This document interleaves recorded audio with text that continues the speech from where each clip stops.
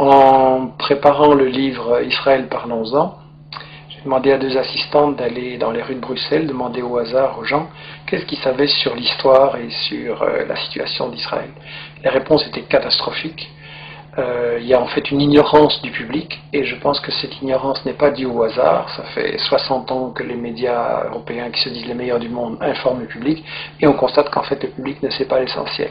Je pense que c'est dû à une opération de propagande israélienne relayée par les médias, et je l'ai résumé dans ce que j'ai appelé les 10 grands médias mensonges qui justifient Israël. Le premier grand média mensonge, c'est qu'on nous dit qu'Israël a été créé en réaction au génocide contre les Juifs en 40-45. Ça, c'est totalement faux. En fait, c'est un projet colonial qui est bien plus vieux, qui a été décidé au congrès de Bâle en 1897. Le mouvement nationaliste juif décide de coloniser la Palestine. À ce moment-là, on emploie le mot colonialisme, il n'est pas du tout honteux. Et ils font appel aux puissances coloniales de l'époque pour ce qu'ils se rendent compte qu'ils ont besoin d'être protégés. Ils demandent à l'Empire turc qui n'est pas intéressé, mais l'Empire britannique, lui, est très intéressé parce qu'il veut absolument avoir des colons qui vont être installés là au milieu du monde arabe, entre la partie ouest et la partie est. Ils veulent affaiblir l'Égypte, qui est une puissance qui les inquiète. Ils veulent contrôler le canal de Suez, qui est la route vers la colonie des Indes, qui leur apporte énormément. Ensuite, les États-Unis vont prendre le relais. Eux, ce qui les intéresse, c'est le pétrole. Ils veulent un flic du pétrole. Et donc, création coloniale d'Israël ne date pas du tout de 40-45, c'est bien plutôt, c'est un projet colonial. Il faut rappeler qu'à l'époque, les puissances coloniales européennes se partagent l'Afrique comme un vulgaire morceau de gâteau. Il y a une conférence à Berlin en 1885 avec l'Angleterre, la France, le Portugal, la Belgique, l'Allemagne. On se partage l'Afrique comme un vulgaire gâteau. Il n'y a évidemment aucun Africain qui est invité, je veux dire. Et donc on est vraiment dans l'époque coloniale. Israël, c'est un projet colonial, il faut le dire. Alors, le deuxième grand mythe qui justifie Israël, c'est oui, mais les Juifs, en fait, ils retournent sur la terre dont ils auraient été chassés par l'Empire romain en 70 après Jésus-Christ. Ça, c'est aussi un mythe total, parce que, en fait, j'ai interviewé dans ce livre l'historien Shlomo Sand, qui a lui-même interviewé les historiens, les archéologues israéliens, et tout le monde dit non, il n'y a pas eu d'exode, et donc il n'y a pas de retour. En gros, les populations, elles sont restées là, elles n'ont pas bougé. Bien sûr, il y a eu des invasions, des migrations, des mélanges, mais en gros, elles n'ont pas bougé, les populations. C'est qu'il y a 2 conséquences cocasses. La première, c'est que, au fond, les descendants des Juifs de l'époque de Jésus-Christ, c'est les Palestiniens qui vivent là aujourd'hui, maintenant.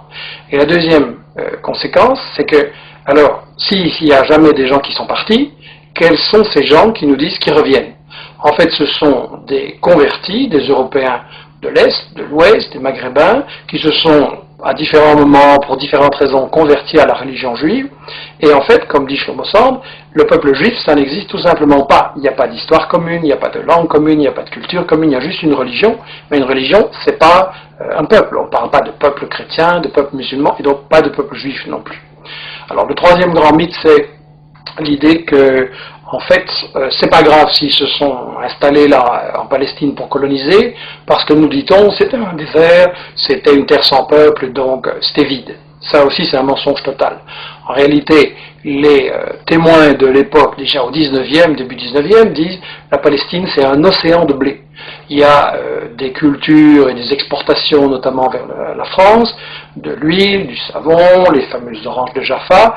Et d'ailleurs, quand les colons britanniques et puis les colons juifs vont vouloir s'installer en Palestine à partir de 1920, les paysans palestiniens refusent de céder leurs terres, et donc il y a des révoltes, il y a des grèves générales, il y a des manifestations avec de nombreux morts, il va même y avoir une guérilla en Palestine, donc c'était tout sauf un désert, et tout ça n'a été brisé que par une répression très très féroce de l'occupant britannique et des sionistes ensuite. Alors on nous dit, oui c'est vrai, il y avait des Palestiniens, mais enfin ils sont partis d'eux-mêmes. Ça aussi c'est faux. J'ai cru ça moins longtemps, et tout le monde a cru ça, et ça a été la grande version officielle d'Israël, jusqu'à ce qu'on a appelé les nouveaux historiens israéliens, Benny Morris qui est interviewé dans le livre, Papé et d'autres disent non, les Palestiniens ont été chassés par la violence, par la terreur, par toute une opération systématique pour les expulser en fait du pays, pour vider la terre de ses habitants. Donc ça c'est encore un mythe absolu, et ça c'est pour, disons, la partie historique. l'histoire d'Israël, tout ce qu'on nous cache, qui est très très important à comprendre. Et ensuite, ce qu'on nous dit sur la période actuelle, c'est que de toute façon, Israël, c'est la seule démocratie au Moyen-Orient et que donc il faut la défendre, c'est un État de droit. Premièrement, c'est pas un État de droit, c'est le seul État au monde où la Constitution ne fixe pas les limites du territoire. Dans tous les pays du monde, il y a une Constitution qui dit le territoire il commence là, il s'arrête là, et ça c'est notre pays. Israël non, parce qu'Israël c'est justement un projet d'expansion qui n'a pas de limite, et il y a donc une Constitution en plus totalement raciste qui dit que Israël c'est l'État des Juifs. Ce qui veut dire que les autres sont des sous-citoyens, des sous-hommes, et donc c'est la négation même de la démocratie, une constitution pareille.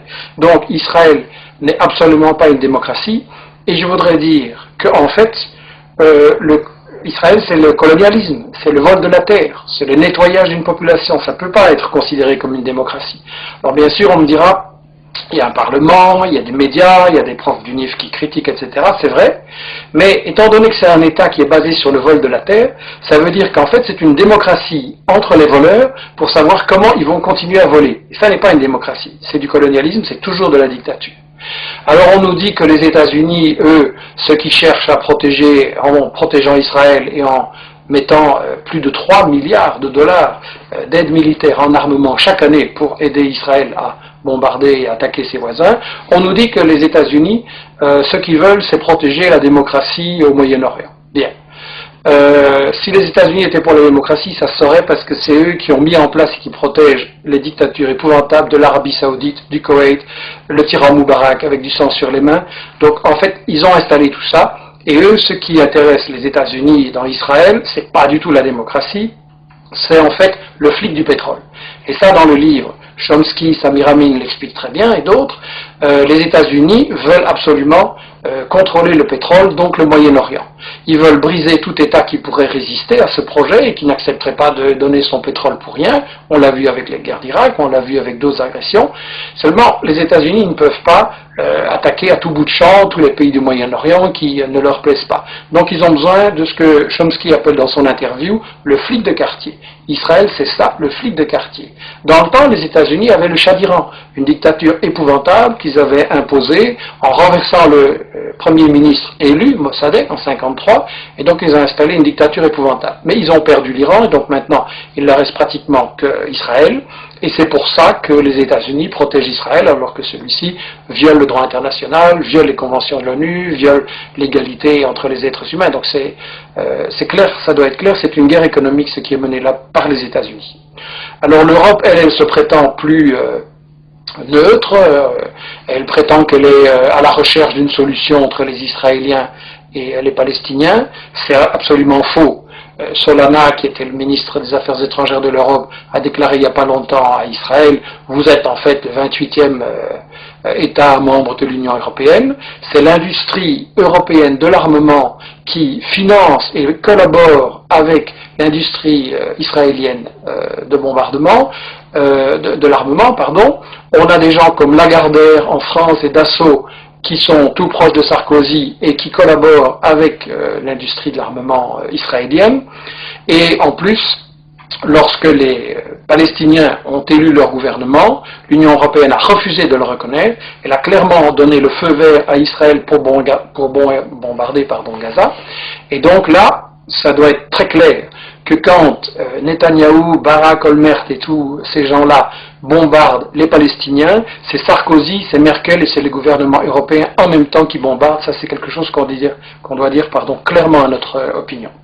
Alors, quand vous dites ce genre de choses, quand vous racontez la véritable histoire de la Palestine et d'Israël, quand vous montrez les intérêts scandaleux des États-Unis et de l'Europe, alors tout de suite, évidemment, on essaye de vous fermer la bouche en disant que vous êtes un antisémite. Enfin bon, disons un raciste anti-juif. Il y a une chose qui doit être très claire. Quand on critique le gouvernement d'Israël, on n'est pas raciste anti-juif, au contraire, on critique un gouvernement qui nie l'égalité entre les êtres humains, entre les juifs et les musulmans. Et donc on veut au contraire que soit possible un avenir, une paix, une entente entre les juifs, les musulmans, les chrétiens et les laïcs au Moyen-Orient, et c'est pour ça qu'il faut arrêter le gouvernement d'Israël dans ses crimes, parce qu'il ne une paix, une entente entre les juifs, les musulmans, les chrétiens et les laïcs au Moyen-Orient, et c'est pour ça qu'il faut arrêter le gouvernement d'Israël dans ses crimes parce qu'il ne fait que semer la haine et c'est sa stratégie, semer la tension, semer la haine. Alors là, ils répondent, et les médias relayent souvent l'idée, oui mais les Palestiniens sont violents, c'est du terrorisme, etc. Je voudrais dire une chose, la vraie violence, c'est le colonialisme, c'est l'armée d'occupation israélienne qui a volé leurs terres, leurs maisons aux Palestiniens depuis 60 ans. C'est l'armée israélienne qui empêche les Palestiniens d'avoir une vie normale. Vous avez des checkpoints pour aller de votre maison à votre bureau, vous avez des checkpoints, vous devez parfois attendre 1 heure ou une journée. Il y a des femmes enceintes qui sont mortes parce qu'elles étaient bloquées par l'arbitraire des soldats israéliens au checkpoint. Donc, la violence, en fait, c'est l'occupation. Et je voudrais dire une chose, l'ONU, dans ses textes fondamentaux, reconnaît le droit de tout peuple colonisé, de tout peuple occupé, de résister par tous les moyens qu'il juge bons. Donc la résistance est légitime et la violence c'est l'occupation et c'est tout. Et évidemment, le problème que beaucoup de gens se posent, c'est que face à tant de haine qui sont semées volontairement par Israël et ceux qui le soutiennent, les gens pensent, oui, c'est un conflit qui va durer toujours, il n'y a pas de solution, il y a trop de haine, etc. Il faut savoir que la solution, elle existe. Parce qu'en fait, les grandes organisations palestiniennes, dès le milieu des années 60, ont proposé une solution très démocratique et très simple, à savoir un seul État, sans discrimination, où il y aurait une égalité de droits entre les juifs, les musulmans, les chrétiens et les laïcs. C'est la définition même de la démocratie, un homme, une femme, une voix. Et Israël a toujours refusé de négocier ces solutions. Qu'est-ce qu'il a fait? Il a emprisonné ou assassiné non seulement récemment les dirigeants du Hamas, mais aussi les dirigeants du Fatah ou du FPLP ou du FDPLP. Donc en fait, Israël refuse de négocier, Israël refuse une solution qui est évidente, et il faut donc se demander pourquoi.